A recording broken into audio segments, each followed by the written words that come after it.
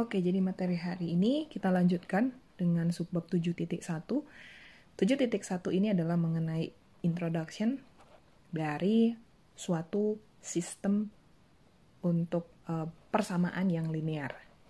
Nah, pertanyaannya adalah, dari mana sistem persamaan linear ini didapat? Secara singkat, ya, untuk di depan ini saya bisa kasih tahu sama kalian bahwa persamaan linear ini, sistem persamaan linear ini, diambil dari persamaan diferensial. Jadi ada satu persamaan diferensial gitu kan ya, ada satu persamaan diferensial dan kita akan konversi persamaan diferensial ini ke dalam suatu sistem persamaan linear. Nah, kalau berbicara sistem, artinya ada lebih dari satu persamaan linear yang terlibat di dalamnya. Oke, ada lebih dari satu persamaan linear yang terlibat di dalamnya. Oke, jadi bisa 2, bisa 3, dan seterusnya. Tapi bagaimana cara mengubahnya? Bagaimana cara mengkonversinya? Itu yang akan kita lihat pada hari ini. Oke, pertama, kita lihat dulu. Suatu sistem persamaan diferensial, gitu ya, yang secara umum, itu bisa diberikan oleh bentuk sebagai berikut. Jadi ada X1 aksen sama dengan F1, TX1, X2, dan seterusnya sampai dengan X ke N, gitu ya. Nah, terus udah gitu ada X2 aksen sama dengan F2, TX1, X2, dan seterusnya sampai dengan Xn.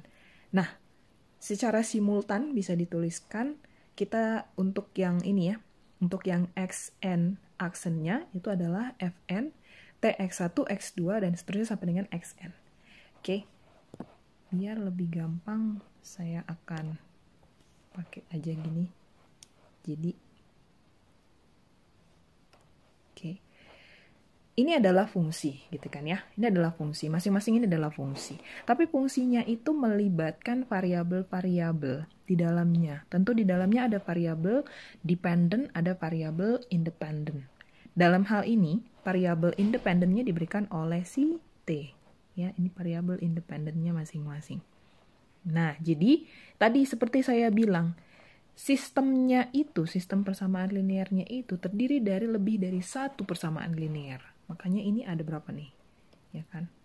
Sampai dengan N gitu kan? Sampai dengan N persamaan linear. Dengan kata lain gini, kalau misalnya differential equation-nya ataupun persamaan diferensialnya adalah orde 2, ada berapa persamaan linear yang akan kita punya? Iya, jadi ada 2 gitu. Jadi tergantung orde dari si persamaan diferensial gitu ya. Nah, sekarang masing-masing si XK ya ataupun yang diberikan oleh X1, X2 dan seterusnya ini adalah fungsi dari T. Terus udah gitu setiap FK itu adalah persamaan yang linear. Linearnya terhadap X1, X2 sampai dengan Xn. Nah, kalau seluruhnya itu persamaan diberikan sifatnya adalah linear, maka sistemnya pun disebut linear.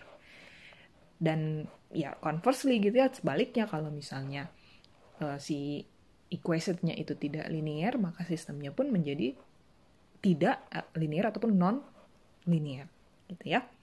Nah, kalau ordenya lebih tinggi dapat didefinisikan dengan cara yang sama. Oke? Gitu ya. Nah, mungkin lebih jelasnya gini aja. Kita lihat contoh dulu deh. Contohnya gini.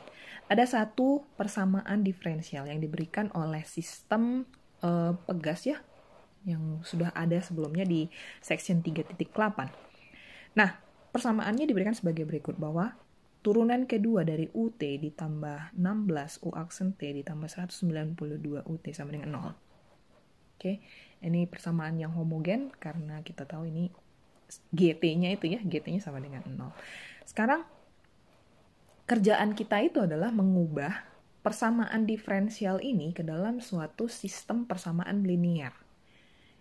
Oke, ordenya diberikan oleh orde 2. Secara langsung kita tahu bahwa sistem persamaan linearnya akan memiliki 2 buah persamaan linear.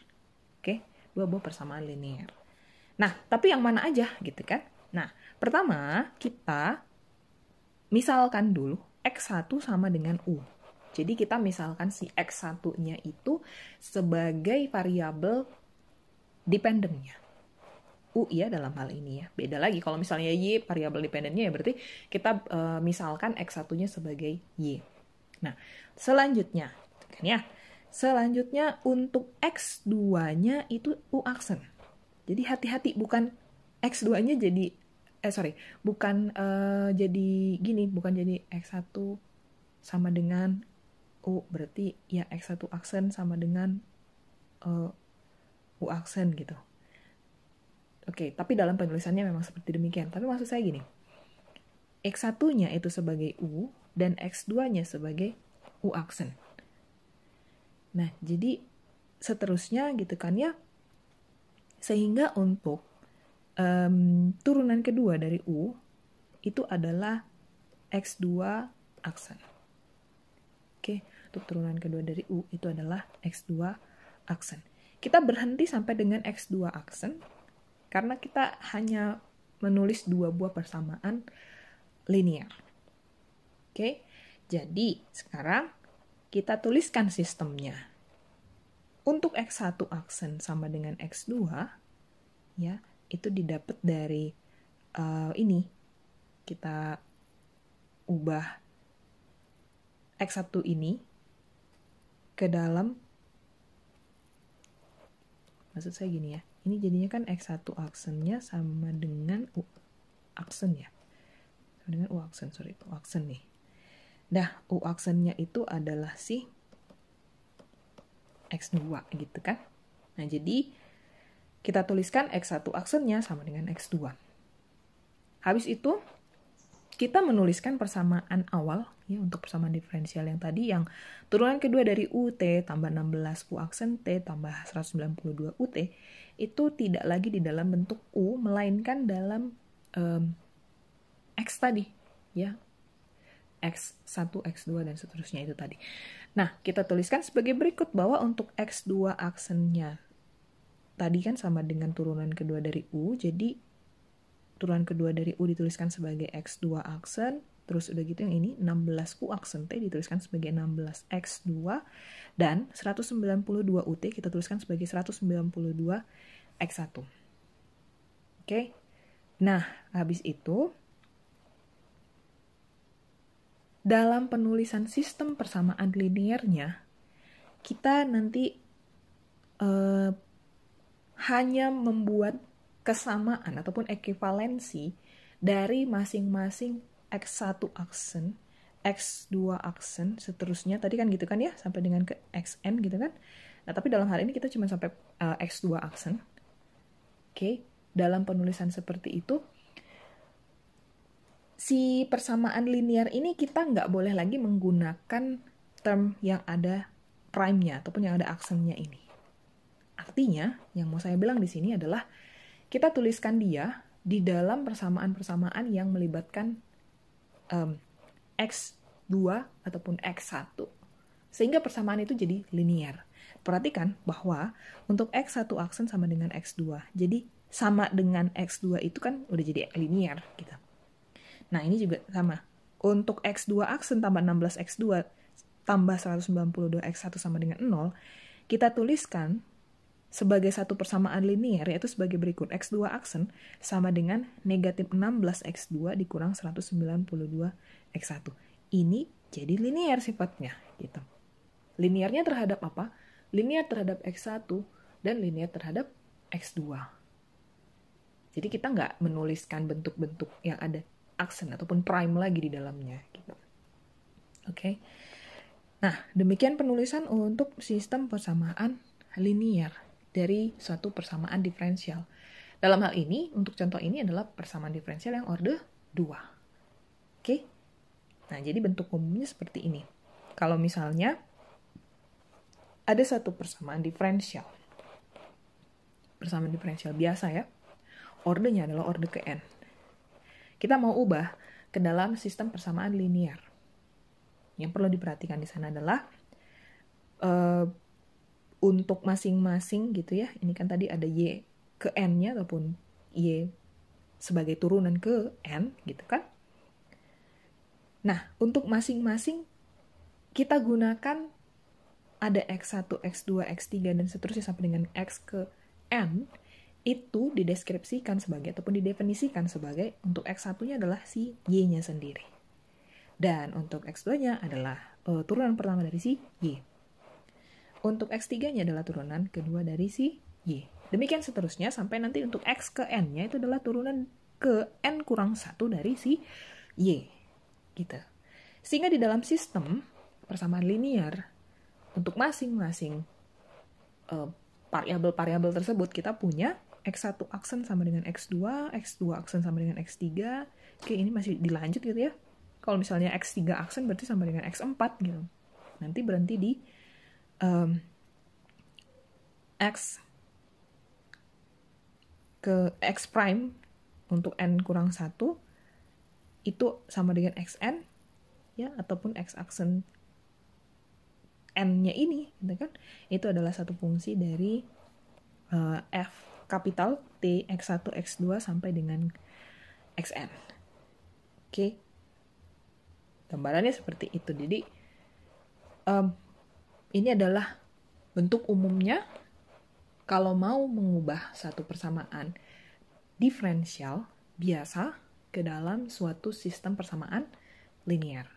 Nah, pertanyaannya, kenapa harus diubah ke dalam linear, gitu kan? Ke dalam sistem persamaan linear. Lagi-lagi di sini kita berbicara tentang solusi, gitu ya. Jadi teknik untuk mencari solusi dari suatu persamaan diferensial, kita bisa juga gunakan yang metode seperti ini. Kita ubah dulu ke dalam suatu linear equation, gitu, sistem linear equation.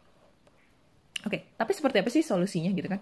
Jadi solusinya itu adalah sebagai berikut, diberikan ada bentuk umum untuk masing-masing, ada X1 aksen sampai dengan X ke N aksen, dan solusinya itu berada di dalam satu interval ya. Intervalnya ini ada di antara alfa dan beta, dan alfa dan betanya ini diberikan oleh interval yang terbuka.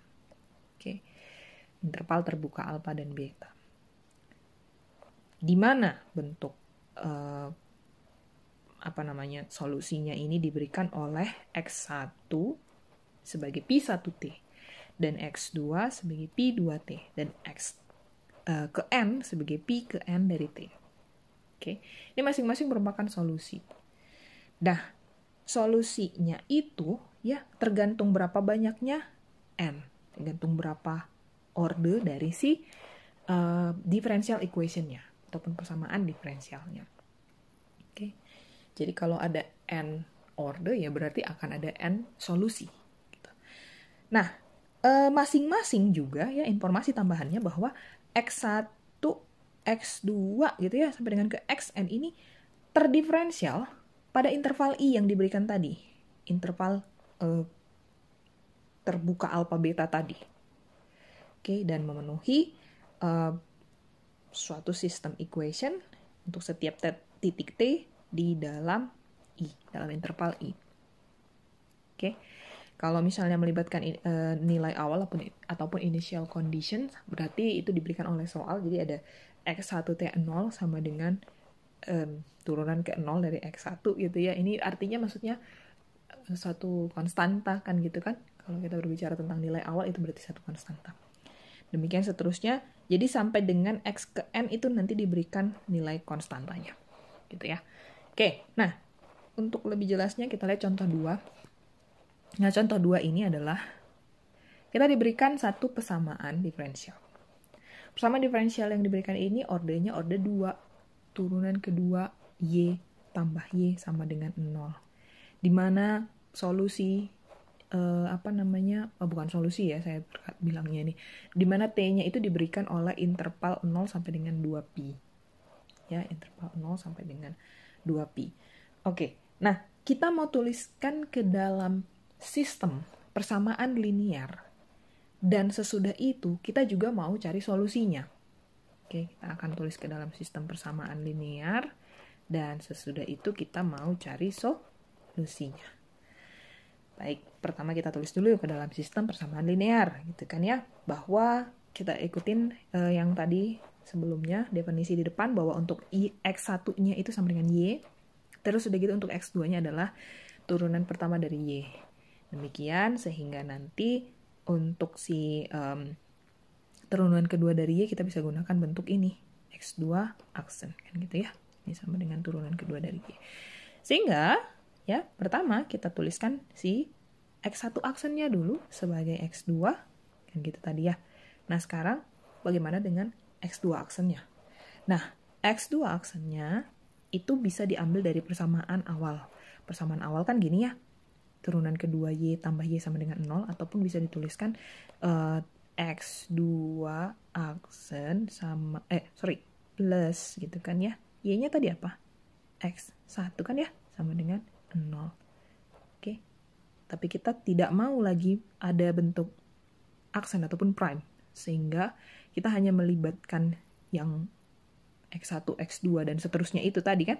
So, untuk penulisan X2 aksen ini sama dengan negatif X1. Gitu. Jadi, untuk persamaan kedua, dalam sistem kita tadi, dalam sistem persamaan linear tadi, kita tuliskan X2 aksen sama dengan negatif X1. Oke? Ini aja sistemnya. Hanya dua ini aja. Kan gitu kan ya. Nah, sekarang solusi. Kita berbicara untuk solusi. Kalau solusi, kita melihat dari banyak sudut gitu ya, banyak sisi. Artinya gini, persamaan apa yang kalau misalnya turunannya itu sama dengan X2, dan kalau X2 itu diturunkan akan menjadi negatif X1. Oke, yang kepikiran apa? Sinus dan cos ya. Sin dan cos. Kenapa? Karena kalau misalnya si X1 ini kan ya, kalau si X1-nya sama dengan sinus T, maka X2-nya sebagai turunan dari X1 diberikan oleh kosinus T. Oke, dan kalau misalnya kosinus T ini dicari turunannya, dia kan jadi negatif sinus T. Dengan kata lain, memenuhi bentuk yang di sini tadi, bahwa X2 aksen sama dengan negatif X1. Ataupun kosinus T ini merupakan turunan dari kosinus T itu adalah negatif sinus. Negatif sinus itu tadi sebagai negatif dari X1 jadinya gitu.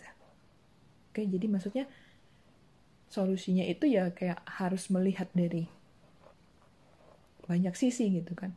Kalau kita ngambil eksponensial ya nggak memenuhi gitu. Jadi fungsi apa yang memenuhi? Ya fungsi sinus dan kosinus. Gitu ya. Oke. Nah, grafiknya diberikan sebagai berikut. Ya kan? Dan ini merupakan suatu unit circle ataupun satu lingkaran satuan. Gitu kan ya? Oke, lingkaran satuan ataupun unit circle yang kita pernah lihat sebelumnya, ini adalah satu lingkaran yang berpusat di 0 dan memiliki jari-jari sama dengan 1 unit. Oke, itu ya deskripsi si unit circle ya. Oke, so ini teorema, ini sebenarnya untuk merangkum apa yang tadi sudah ada di depan. Oke, bahwa suatu fungsi, suatu differential equation, suatu persamaan diferensial bisa diubahkan ke dalam bentuk linear, sistem yang linear, dan bisa dicari solusinya. Oke, sedemikian gitu ya. Saya nggak usah baca ini banyak banget simbol-simbolnya ya. Oke, tadi kita udah berbicara sedikit di depan. Terus untuk sistem linear tadi ya, ini sedikit tambahannya, bahwa setiap FK itu adalah fungsi-fungsi yang linear dari X1, X2 sampai dengan Xn.